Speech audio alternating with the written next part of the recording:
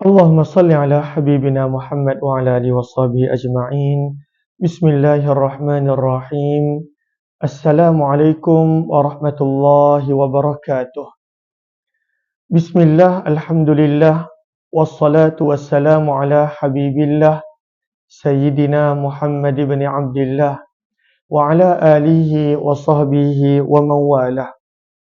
Subhanaka la ilma lana illa ma 'allamtana إنك أنت العليم الحكيم ولا حول ولا قوة إلا بالله العلي العظيم اللهم رب اشرح لنا صدورنا ويسر لنا أمورنا واحلل عقدة من ألسنتنا يفقه أقوالنا اللهم فقهنا في الدين وعلمنا التأويل برحمتك يا رب العالمين والحمد لله رب العالمين.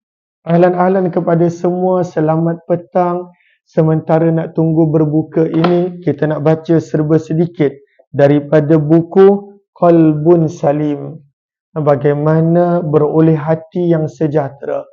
Ahlan-ahlan Amidah Azmi, Waalaikumsalam warahmatullahi wabarakatuh. Sepi, kemudian Tok Bon, Cahaya dan juga Waalaikumsalam Amidah Azmi dan juga yang lain-lain. Ahlan-ahlan kepada semua, maka buku Qalbun Salim ataupun yang sebenarnya ianya adalah syarahan bagi buku yang terkenal di Nusantara, di Malaysia dan juga di negara kita terutamanya, iaitu Penawar Bagi Hati.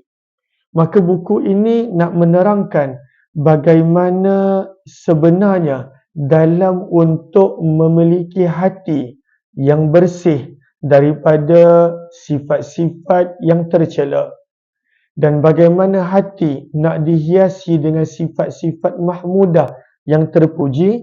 Sebenarnya hati itu perlu dijaga daripada anggota zahir yang 7 terutamanya. Ada 7 anggota zahir yang kita selalu dengar.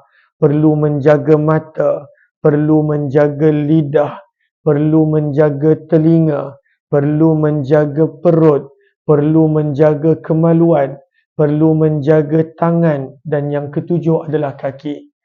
Maka hati yang bersih bermula daripada penjagaan 7 anggota zahir ini. Dan apabila 7 anggota zahir ini dijaga, digunakan dengan sepatutnya, maka ianya akan menjadikan hati tersebut terpelihara daripada sifat-sifat yang tercela. Maka pada hari ini kita nak melihat kepada anggota zahir yang pertama.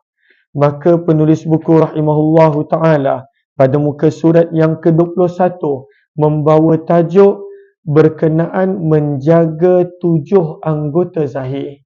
Sebab 7 anggota zahir ni kalau kita jaga, maka hati pun akan terpelihara. Apakah 7 anggota zahir tersebut? Mata yang pertama, lidah yang kedua, ketiga telinga, keempat perut, kelima kemaluan, keenam kedua tangan dan yang ketujuh adalah kaki. Maka daripada 7 anggota zahir ini, penulis buku membawakan tajuk berkenaan tentang mata. Masya Allah, mata satu nikmat yang besar yang Allah Subhanahu Wa Taala berikan kepada manusia. Dengan mata sebenarnya banyak manfaat yang manusia dapat, tapi kalaulah tak dijaga, maka dengan mata manusia akan melihat perkara-perkara yang dilarang oleh Allah, al-a'yadzubillah. Maka kata penulis buku, yang ini ada sedikit olahan oleh Al-Fadhil Ustaz Muhadin. Kebaikan mata yang berkaitan dengan dunia dan akhirat. Ketahuilah, Allah telah menjadikan mata untuk beberapa tujuan baik, duniawi dan ukhrawi. Muka surat 21. Maka Allah menjadikan mata ini ada tujuan dia. Maka apakah tujuan duniawinya adalah antara kebaikan mata yang berkaitan dengan duniawi adalah boleh melihat apa yang diusahakan oleh dirinya sendiri. Apakah maksud yang pertama ini? Maka diberikan penerangan. Maksudnya adalah dengan mata ni kita boleh buat kerja harian kita. Kita boleh bangun daripada tidur, kita boleh bersihkan diri, nampak dekat dalam cermin, wajah kita kotor, maka kita boleh bersihkan diri, kita boleh pakai pakaian, kita boleh pilih nak pakai pakaian yang mana, warna apa, maka itu semua adalah dengan mata. Kita boleh memasak makanan, boleh makan dengan mudah, boleh minum, boleh melakukan aktiviti jual beli, berniaga, bekerja, dan juga kalaulah guru boleh mengajar, kalaulah pekebun boleh bercucuk tanam. Banyak fungsi mata ni sebenarnya. Dan sebenarnya kita yang sedang dalam perkongsian Qalbun Salim ni, kita gunakan mata banyak. Lalu contohnya, ahlan-ahlan, terima kasih kepada yang beri gift Ninda Eva, moga Allah balas dengan sebaik kebaikan dan ganjaran. Ahlan-ahlan kepada semua, Waalaikumsalam, Ninda Eva, Kasidah, Hasman dan juga Embun Lina, Halimatun. Terima kasih Haifa Najwa, ahlan-ahlan. Terima kasih juga Salma Osman dan juga ahlan-ahlan yang lain. Maka kelebihan duniawi mata ni, kita gunakan mata untuk aktiviti seharian kita. Moga Allah pelihara dan jauhkan.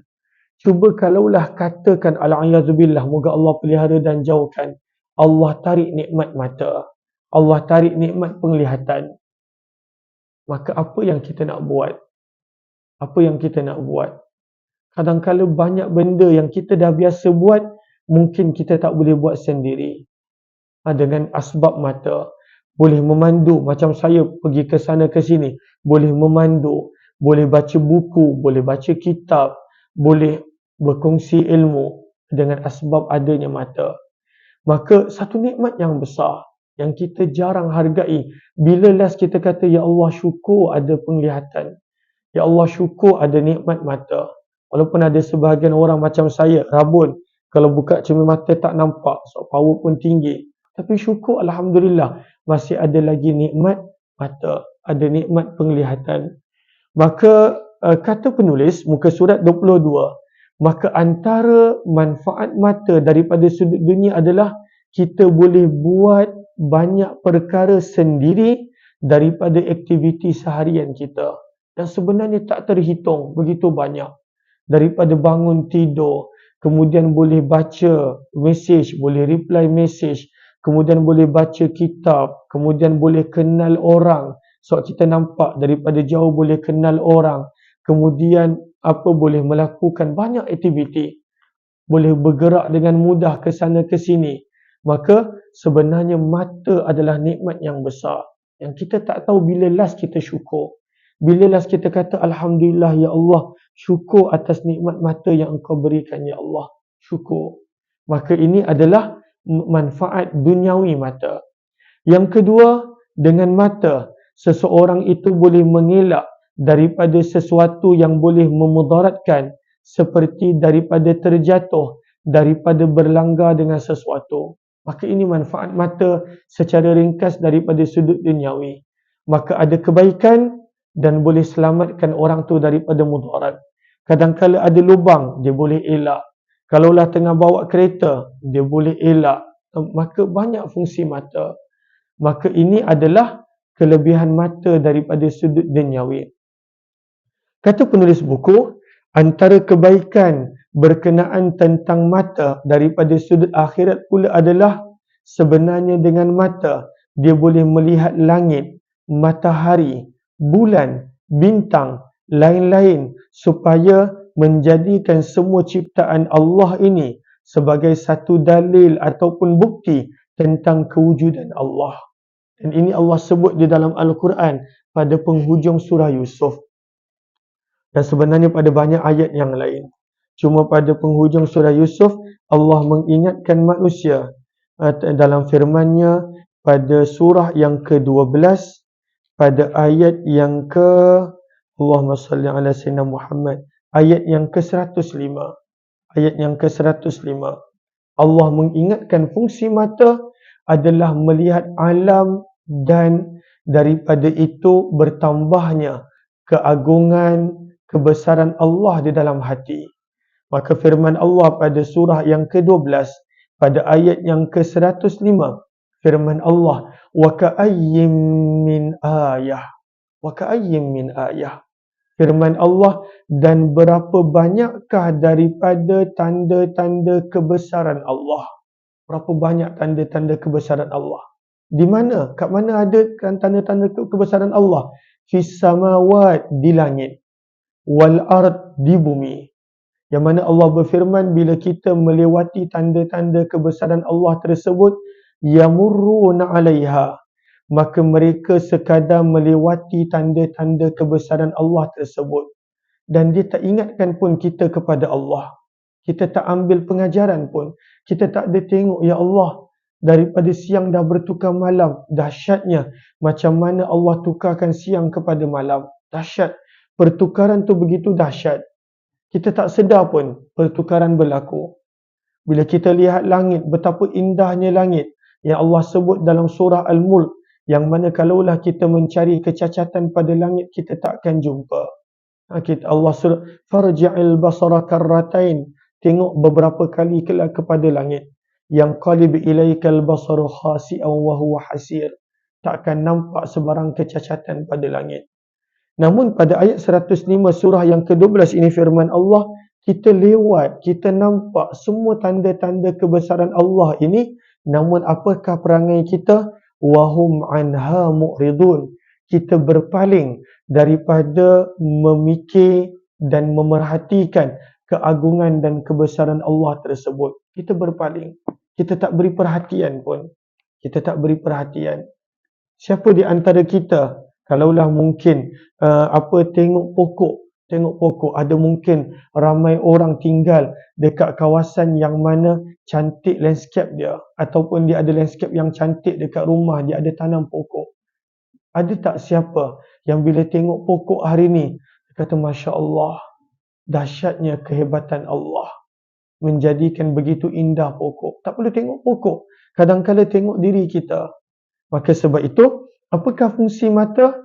Nak melihat semua yang ada di atas muka bumi ini, semua yang ada. Dan pada waktu itu menjadikan kita ingat kepada Allah. Sebab itu antara amalan yang mula-mula Nabi buat bila bangun daripada tidur, hadis yang ada dalam riwayat Imam Bukhari dan Muslim daripada Abdullah bin Abbas radhiyallahu anhuma, amalan yang mula-mula Nabi buat bila bangun daripada tidur, maka Nabi akan lihat ke arah langit. Nabi akan lihat ke arah langit dan Nabi akan membaca beberapa ayat daripada penghujung surah An-Nisa. Yang mana ayat-ayat tersebut Nabi baca bermula daripada Inna fi khalqis samawati wal ard, sesungguhnya pada ciptaan langit dan bumi. Waqtilafil laili wan nahar, pada pertukaran di antara siang dan malam. La ayat, terdapat begitu banyak tanda-tanda kehebatan dan kebesaran Allah. Dan Allah jadikan untuk siapa semua ni? Adalah untuk manusia. Alan-alan Atifah lain di sini tak okey, minta maaf sangat-sangat. Saya dah gunakan wifi, mungkin wifi saya ada masalah. Terima kasih banyak-banyak kepada yang beri gift. Moga Allah balas dengan sebaik-baik kebaikan dan ganjaran. Terima kasih banyak-banyak Haifah, jazakillah khairah, yang komen. Terima kasih. Maka sebenarnya antara kebaikan mata yang kita boleh lihat, yang Allah bagi untuk lihat ni adalah lihat semua benda, dan daripada itu sepatutnya mengingatkan kita kepada Allah. Semua benda. Nampak apa pun, maka ingatkan kita kepada Allah Subhanahu wa taala. Itu fungsi mata. Itu adalah manfaat mata daripada sudut akhirat. Ini sekadar contoh mana itu disebutkan dalam ayat Al-Quran. Sebab itu banyak ayat Al-Quran menerangkan kepada kita untuk lihat kepada alam di sekeliling. Afala yanzuruna ilal ibil. Allah berfirman kepada masyarakat Arab, tengoklah kepada unta. Wa ilas sama', tengoklah ke langit. Wa ilal jibal, tengoklah ke bukit bukau. Wa ilal ard, tengoklah ke bumi. Tengok. Gunakan mata ini untuk melihat kehebatan Allah yang Allah sembunyikan pada ciptaan-ciptaannya yang luar biasa. Kejap lagi akan datang malam, kita nak berbuka dah tinggal beberapa minit. Maka di situ sepatutnya menjadikan kita terfikir betapa hebatnya Allah menukarkan siang dan malam tanpa kita sedar pun. Tanpa kita sedar. Terima kasih banyak-banyak Pikabu. Terima kasih banyak-banyak Pikabu kerana bagi gift. Nur Amira Abdul Rahim.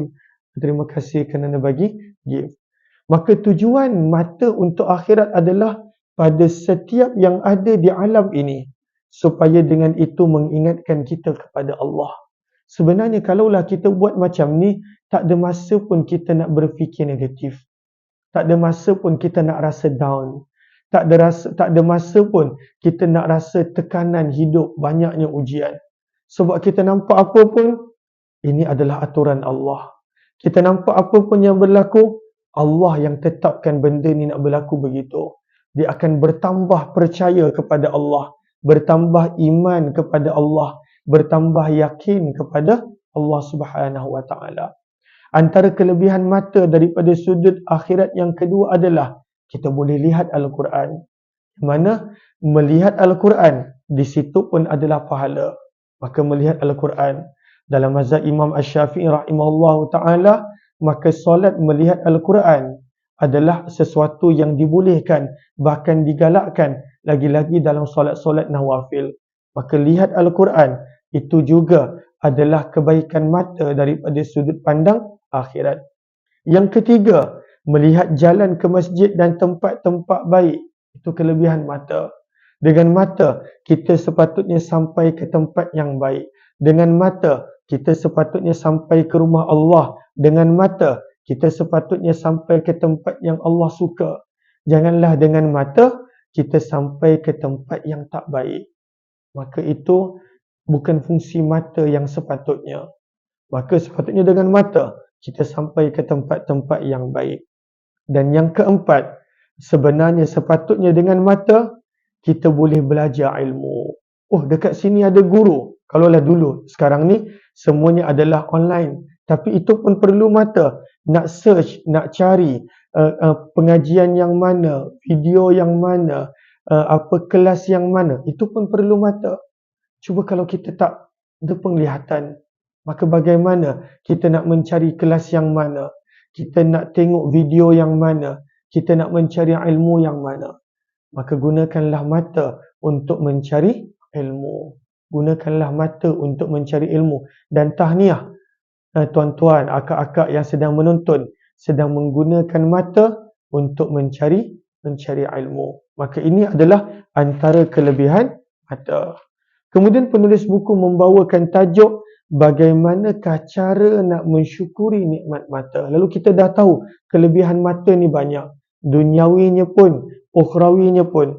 Pada muka surat yang ke-24, maka diterangkan bagaimanakah cara nak mensyukuri nikmat mata. Bagaimana cara nak mensyukuri nikmat mata. Maka pada muka surat yang ke-24, kata penulis buku, mensyukuri nikmat mata adalah dengan menjaganya daripada melihat apa sahaja yang Allah larang. Itu adalah syukur mata. Maka bagaimana nak syukur mata? Maka adalah jaga mata ni daripada melihat perkara yang Allah larang. Kalaulah yang lelaki, daripada melihat yang bukan mahram daripada kalangan wanita.